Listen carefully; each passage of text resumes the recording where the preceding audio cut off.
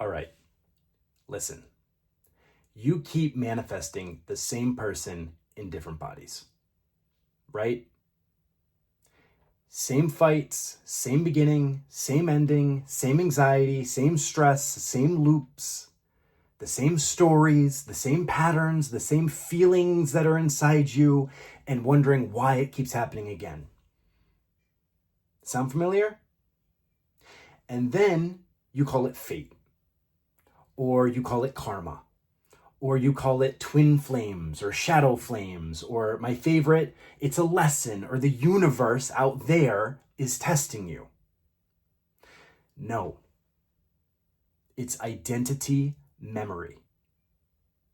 Guys, welcome back to ZAKARI, HIKARI. My name is Zach, and as you all know, here we discuss everything related to manifestation, conscious manifestation, higher consciousness, Neville Goddard, the law of assumption, all that good stuff. If you guys are looking for somebody to actually hold up a mirror to you and help you explore and find out what identity you are unconsciously fused with so you can become conscious of it, let it go and shift into the version of you in the life you've always wanted, all my information is down below, okay? So before I start, guys, today, this is one of my SP people videos, but I want you to remember, for all my non-SP people, it's all the same, okay? Whether we're talking about SPs or money or health or body or whatever it is, it's all the same principle. It's how reality works for all of it, okay? And it's all applicable. I wanted to do this video today because I had two success stories that specifically related to SP, where somebody realized, the first client realized that the SP was her, and the other client actually had the SP come back completely different, like a whole new person, right? And I wanted to go into those later on in the video. So I do have my notes in front of me over here, so I'm going to be following along. I had some, I wrote down notes on the success because they were both during a call, so I'm going to be looking at that as I go through. I also have some quotes I want to go into, but let's just dive right in, okay? So, guys, every time you swear it's someone new, right? It's someone new, and you get super excited about it. You're like, oh my God, this could be the one. This could be the person. Then immediately put them on the pedestal, immediately start thinking that they're the best thing since sliced bread, right? And it's just literally, it's like you meeting you with a fresh face. It's just you meeting you again. You're just meeting you all over. It's just you, everyone's you. So you're just meeting different aspects of you in a different wrapper, right? With different packaging. And you keep buying the same shit over and over and over again, going through the same cycle, thinking that this time it's going to work, when you haven't looked at the common denominator as to why everybody is reflecting you in the way that they're reflecting you, right? You know, same for my frequency people, same frequency, right? Same energy, same dynamic, same expectation, same blindness to who you are being, who you're identifying as, right? I know a lot of you can relate to this. I know, because I was that dude. I'm telling you. Right? So even right here, it says, Neville Goddard, the world is yourself pushed out. Okay? So you hear that like someone better is coming. Like there's something else out there, or a different version of this person out there. They have to change in order for me to feel better. In order for me to accept that this reality is the reality that I've chosen. I need to see it out there first. Right? And it never meant that. It meant that you were stopped being the person who keeps reflecting these images in your life. And the issue is that most people, again, because it's just so ingrained with who you are, it feels so natural that you don't even realize that your life is reflecting from you. I was talking to somebody else today, and this was 2 days ago, she came to this realization, but she keeps wanting to go to, and if she's watching this, I'm going to leave out a lot of personal details, but this is like a client who's very close to my heart. And, she keeps thinking that she wants an entirely different life, an entirely different family, an entirely different version of reality, not realizing, and she actually just realized, wait a second, what if all of this out there is looking this way because I've been assuming these things about myself, that there's something wrong with my life that needs to change, so everything's reflecting back to me reasons why it needs to change, right?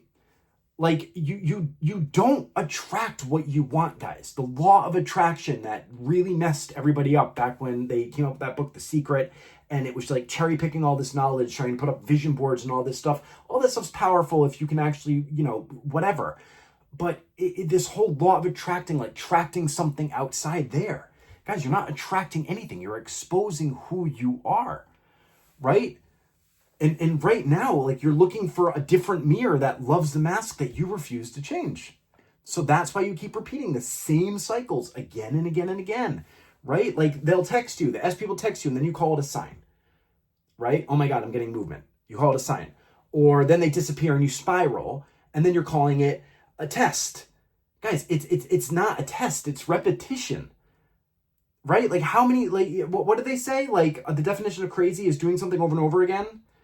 That's not the exact quote. I'm sure someone's going to comment in the quote and thank you ahead of time. But it's like, you keep doing the same thing, expecting it. That's it. You doing the same thing, expecting a different result. It's the same thing. It's repetition. You're repeating the same identity because you're not changing anything out there. Like, once again, I have it right here. Neville said, you can never attract... I closed the book as I'm reading it. You can never attract that which you are not conscious of being. Right? So guys, you keep being the one who needs to be chosen. And then you act confused when the story's not changing out there. So once again, Bashar, right? Right here. Circumstances don't matter, only state of being matters. Right? But you guys keep bowing to your circumstances like they're gods outside of you. Like, the circumstances are things with all the power. You're thinking that the circumstances of the ever-changing conditions have power over you as God. You're saying that you are my God. And then you just keep getting swept away with the same circumstances over and over and over again. So you keep going back to the same identity over and over and over again because that's where it feels comfortable. Like, you're still negotiating with your own reflection instead of actually changing the reflection, right? My favorite analogy, it's like you're sitting in front of a mirror and you have a pink hat on, you want a blue hat, and you're like yelling at the mirror to put on a blue hat. But you're not even seeing that you have a pink hat on, right? So, again, Neville, change your conception of yourself and you will automatically change the world in which you live. Right? Once again, automatic. Right? It's not giving you a warning sign that's going to change. It's not like this gradual, you have to effort things. It's automatic when you can change the conception of yourself. But Neville also says you first have to take an uncritical look at your state of consciousness of who you're being to identify it so you can actually let it go. That's the key. And everyone, the issue is people keep trying to change the self-concept from the self-concept, and they're still being that person while they're trying to get to this like illusioned imaginary place where you're eventually going to get to. And you can't get there from there. Do you get what I'm saying? Like, you can't get to another state of consciousness from another, while maintaining another state of consciousness. That's not how it works, guys. Okay? So then you say, like, it's not working, or I'm doing all this techniques, or I'm doing all this effort and nothing's happening. But it is happening. It's still reflecting who you're being. You're just not, you're refusing to really see it. Or you can't see it, which is more often the case than not, because that's just how the illusion is made, right? Like, you can't see you're performing for your own echo. You're literally like auditioning for your own approval, right? It's like you with all the judges, American Idol, and you're sitting there singing in front of yourself, trying to get them to approve you, but it's you trying to approve yourself, right? And I remember it was a client recently. So the first success, we were talking about SP this, and we I think it was our second call out of 3, or it was our third call out of 3. I can't remember. We were chatting, and she just said, Zach, I finally got it. The SP was me. And her mouth like dropped open. Like, she finally understood that the SP was just reflecting her state of being, her identity that she did not even see that she was fused with. And then once she actually switched it, the SP started messaging. And it was like a different version of the SP. This is client number 1. Okay? But her main realization was, oh my God, the SP was me. Or is me. Because it's still a present, well, everything's past, but you know what I'm saying? It's currently happening. Like, the SP is you. Everything is you. But the SP especially is you. The money is you. The body is you. The career is you. All of it is your assumptions reflected back to you. I mean, that's Neville 101, right? So, like, guys, they don't move first. You do. Nothing out there is going to move in the 3D first. You do. Signs do not precede, they always follow, right? Like you say you want alignment, like you're trying to get aligned, or you fell out of alignment, or you fell out of the frequency. Guys, the word alignment itself still implies that there's two, that there's an other out there, that there's something separate from you that you're trying to control or change. And you're so victimized by this outside illusion that you keep giving your power to it without even realizing it.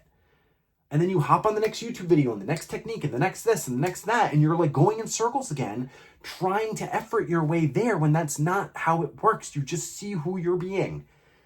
Otherwise, you just keep going in the same loop, with the same SPs, with the same job issues, with the same money issues, with the same this and the same that, going in circles again and again and again, right? Guys, right here, Seth said, you keep giving, you create your own reality. There is no other rule.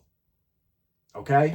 Like point blank, you create your own reality. You're creating it through your awareness, through your consciousness, whatever you want to say, right? But you keep it's like you're literally crediting the mirror as like a co-author. Like you're saying like, okay, well, I'm gonna be reality, but I'm gonna hand over the co-author credit to the mirror that's reflecting back to me, even though I'm the one writing the story. Like you know, every why did they act like that? Why did that happen? Why did this happen? Oh my God, they did this. It's literally your reflection saying to you, look closer, right? Like, guys, you're not evolving. This lesson, like, if you keep repeating, it's not that you're evolving through all this pressure and all this stuff. Literally what you're doing is you're just reenacting the same script under new lighting. So you just keep going in the same circles again and again and again, seeing the same thing again and again and again. And then you call it transformation when really you're just like doing the status quo. You're maintaining. It's maintenance, right? Same role, new costume. And you keep doing the same pattern over and over again. Joe Dispenza right here. Your personality creates your personal reality. Personality, identity, you can put it, right? Your identity is creating your personal reality. Your identity is what is pushing out there. And if you're not aware of what your identity is, you're going to keep going in the same circle again and again and again. And it's like you keep trying to repaint the room, like move around some furniture in the room. But then you're realizing that you're still the same tenant, like you're still the same person living in that room. But you're trying to rearrange the furniture out here instead of realizing that the furniture of you needs to change. Not the best analogy I just came up with, but you get what I'm trying to say. Like you're trying to like change things instead of really focusing on you. And it's not changing. It's bringing to conscious awareness, letting go and choosing, and then persisting, right? So you then rename this loop. My favorite one, the victim consciousness, is like, oh, I'm growing. I'm going through a growth phase, right? I'm focused on me right now. And you call it growth. Guys, it's not growth. It's a new form of denial. You're denying that you're going through the same circumstance. And then you keep wondering, you know, why the same shit different day? Keep going in the same loops again and again and again. But it just, the whole growth excuse just becomes a new way to keep the old story alive, right? So the second client I had was, I absolutely love her. We were talking and she had two things she was mainly focused on. One was SP. And the second one was her life in general, just feeling really dull and boring. Okay. And those are two very different things, but they're all kind of connected. And she told me, it was our last session, I think it was our third call a couple days ago. I actually took notes right here. And she said, Zach, you told me that one of two things was going to happen when I did this work. Right? We worked together. We looked at where her identity was. She was able to actually identify it and then shift her awareness around it. And again, personal journey for everybody. So I can't, what's going to work for her is not going to work for the next person. But she literally was able to see it and let it go. And she said, Zach, I have it right here. She said, you told me that I was going to either, my self-concept was going to evolve to a point where I was no longer going to want that SP anymore, or he was going to come back a completely different person. And she said he came back a completely different person. Completely different person. He's writing her cards, she said, that say like, you are the moon to my stars. And he used to always just say, love you. But now he says, I love you, and makes it known and declares it. He's sweet. He's affectionate. He's always turning up for her. He's always calling her. He's always wanting to be around her. Then on the life side of everything unfolding, she's starting her own yoga studio. She's getting clients. Everything started moving out when she was able to see who she was literally telling herself that she was, and then started to, from there, tell a new story, right? Like, guys, reality's not going to argue with you. The mirror doesn't argue. It just obeys. It's just going to be who you're being. It's not going to say, okay, you know what? we're going to change for you. Like, it's just going to keep reintroducing you to you again and again and again. Different names, different dialogue, same ending, right? It's going to be the same exact pattern again and again and again. The same loop. That's why they call it the loop, right? Neville said right here, the world and all within it is man's conditioned consciousness objectified. So you keep trying to rearrange the mirror instead of becoming aware of the face that's inside it. So you keep going in those same circles again and again and again, right? Like, guys, again, I've said this before, the reflection is not cruel. It's just literal. It's just a reflection. It's just showing you who you are. It's your life pictured on the screen of time and space, because it doesn't have a mind of its own. It's your mind, the universe, right? It doesn't care what you want. It just reflects who you're being. That's it. It's a reflection. You're not manifesting them, guys. You're literally manifesting the memory of you that you were with when you were with them. So it keeps looping again and again and again. But you don't even realize it. You're so in it that you can't see the forest or the trees. Like, you're so there. And I was there for 6 fucking years. I get it. But this is a pep talk video. So if you guys are triggered by me being like a little bit more animated or whatever, then that's fine. But if you feel triggered from this, just heads up, and I'm putting this out there, that probably means it's hitting on something within your self-concept, and that's saying something about you. Because if you're feeling triggered by somebody cutting straight through to identity and it's making you uncomfortable, that means that there's work there to be done. Point blank, period. Okay? The way, how you react to that is how you see reality. So if that's how you're seeing reality, there's your starting point right there. Okay? Like, point blank, period. I'm not here to like be all lovey, blah, blah, blah, blah, blah, blah, blah. I'm very loving, but people who work with me know I'm very loving. But I started this channel in order to cut through all the BS to help you guys actually start moving. Okay? To actually get to the core of identity. So you don't have to go through all this fucking la-di-da-di bullshit out there. All right? So you say you want love, guys, but you don't. Like, be honest with yourself. You don't. You want reflection. The kind that hurts just enough to feel real. Like, you want that pain because that's what you assume love is. That's who you assume you are. Right? Florence Scovel Shinn said, no man gives to himself but himself, and no man takes from himself but himself. And right now, you're playing thief and victim in the same story. Going in the same loop again and again and again, right? Like, you want to feel change without losing who you've been. And you can't do that. Neville Goddard, the old man has to die. But if you can't even see the old man, how is it going to die? Right? So I really want to hammer this point home with you guys. All right? When you really understand and the sentence really lands that the SP was me, like it happened to my client, right? There's no one to chase. There's no one to wait for. There's no one to fix. It's just you and you. Neville said, stop looking for your desires to be fulfilled outside of yourself. But most people never stop searching or trying to change or trying to fix or trying to like find something out there, because searching feels safer than seeing. I think it was Buddha, and I should have looked this up before, but I remember reading a long time ago a quote from Buddha who said the only way through all the whatever within life and to enlightenment is through all your shadows or whatever it is. But really what he's saying is you need to see who you're being, your actual identity, and that is what sets you free. The truth will set you free, right? But you guys, the human condition and the way that everything out there is always taking your attention, it's like you don't want peace, you want distraction. You want to feel that hurt because to you that feels more comfortable than actually stepping into that love. Because peace leaves you nowhere to hide. So you keep going in the same circle. And when the reflection stops reacting, then you start to panic. You call it nothing, or you say, oh, it's not a big deal or whatever. Guys, it's not nothing.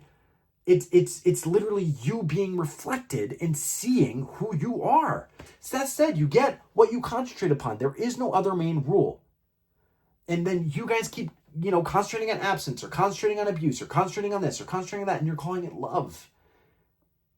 And so that is what you keep recreating, because to you, that's what that is, right? And then you because your identity, I've talked about this before, when you're identifying as somebody and you have chosen an identity with those certain beliefs, it's like you wear sunglasses and you're watching the world through that hue, right? So you read silence as rejection. When in reality, reality, what does that mean? But you know what I mean? What could really be going on is the person could just be fucking, I don't know, at dinner. Anything could be happening, but you immediately label silence as rejection. Or you read calm as loss, right? Or you read stability as it's not exciting, or it's losing its spark, right? Or you read truth as punishment, and then you think that someone's being aggressive with you and they're just being truthful with you. But that feels so uncomfortable that you then go back to the same loop again and again and again, right? But the other client, the second client, who is actually able to say, oh my God, this is who I'm identified as? Well, fuck that. Okay, well, let this story and this identity of who I am, let me look at it fully, and then let me shift and let it go, right? Let me actually walk through that. And then the SP shows up like literally completely different person. Absolutely completely different person. This is how it works, guys. It's your unconscious identity that you are unconsciously identified with, that you can't see it. Okay? That's not to say you can't choose. That's not to say you can't be whoever. That's actually quite the opposite. But if you're still coming from that space and you're not even seeing it, that's why you keep seeing the same reflections, guys. Right? Because the SP is not separate. They're not missing. The body's not missing. The money's not missing. It's not out there waiting for you in like some different time or space. It was you over and over and over again. It is you over and over and over again. It's always going to be you reflecting back again. Right? So why did they change? Well, they didn't. Her SP didn't change. She did. And when she changed, he was a natural reflection. And until you stop pretending that it's a them out there, there's something out there that needs to change, or someone out there who's better, or someone out there who this, or someone out there who that, you're just going to keep falling in love with your own echo of the same identity, calling it love, going through the same circle. Okay? I'm going to end this with, I remember my one of my best friends in the whole world. We have matching Nakama tattoos. There's 3 of us, but one of them, I remember this was like 15 years ago, when I was back home, and we sat down at a bar and I was going through the whole fucking circle again and again and again of the fucking, whatever, dating bullshit. And he just said, did you ever think that maybe the common denominator is you? And at that time, I couldn't even understand what he was saying, because I knew because then I had that whole identity. Well, there's something wrong there, blah, blah, blah, blah, blah. But really, guys, if you think of it from this perspective, like if the same thing keeps happening again and again and again, it's not everyone out there. You can't say, oh, well, I just keep dating narcissists, or I keep going through this, or I keep going through that. No, those are assumptions. You keep dating yourself reflected back again and again and again, right? So I really want this to land with you guys today, all right? I'm saying this with so much love from someone who's been on the whole other side for many, many years and is now literally in the most loving relationship I've ever known. It's you, okay? And if you need help, or you need someone to hold up that mirror for you to see, okay, this is who you're being, this is where your awareness is, this is why this is looking this way, because it's when you're in it by yourself, it can be an excruciatingly hard process, and sometimes you just won't see it, okay? So if you want that extra hand to hold, all my information is down below. I love you guys, and I will talk to you soon, all right? All right, bye.